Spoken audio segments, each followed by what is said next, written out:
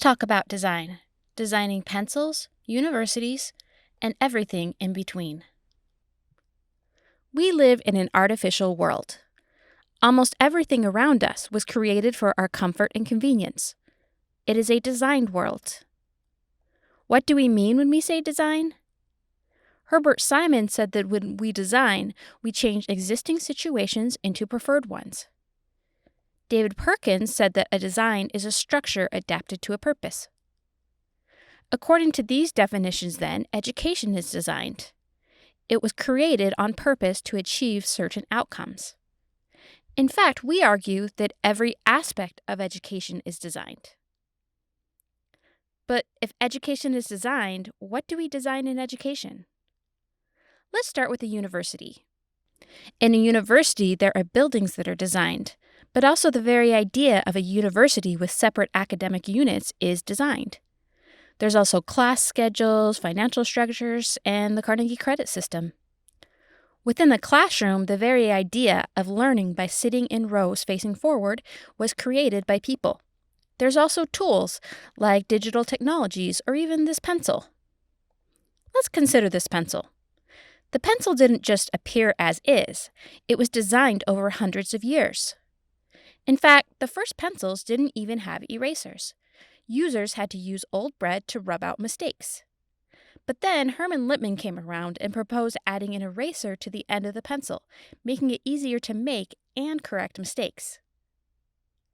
The pencil and eraser together support certain types of actions, many that are tied to our designed education. For example, we use a pencil to take notes, complete homework, and take standardized tests.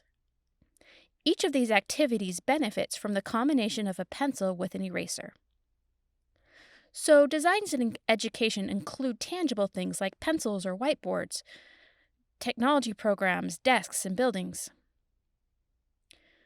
Some things designed are intangible, like registration processes, schedules, and calendars.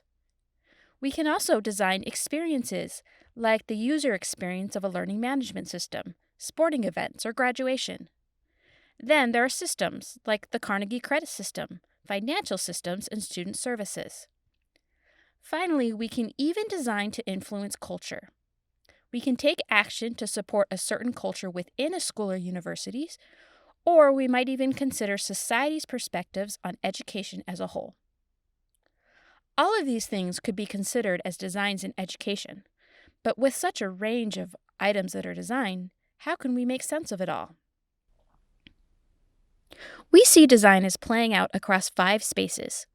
We call our framework the 5 spaces for design in education. First, there are artifacts. Artifacts are relatively stable objects that can be perceived through the senses. Those are things like the pencil or computers, desks, or buildings. Intangible things include processes. A process is a procedure or direction that can be used to achieve a goal outside of the context within it was created. That includes things like registration processes and schedules. An experience is a piece of time with associated sights, sounds, feelings, and thoughts. That's where we get user experiences, sporting events, or even field trips. A system is an organized and purposeful structure of interrelated and interdependent elements, sort of like how the Carnegie credit system and higher education finances work together. Finally is culture.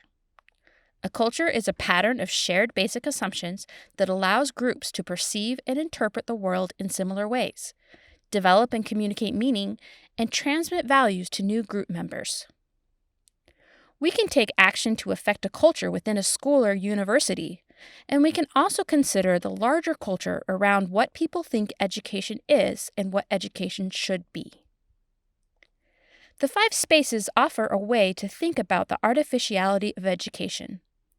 They also suggest areas we can focus on when we design for change in education. Learn more about the 5 spaces for design in education at talkingaboutdesign.com. where you can read about how the framework applies to escape rooms, Fat Bear Week, and Jurassic Park. Learn how to explain design to your grandma and take a virtual walking tour of Washington, D.C. You can even catch up with our mascot, Artie. While you're there, click Engage and join the conversation.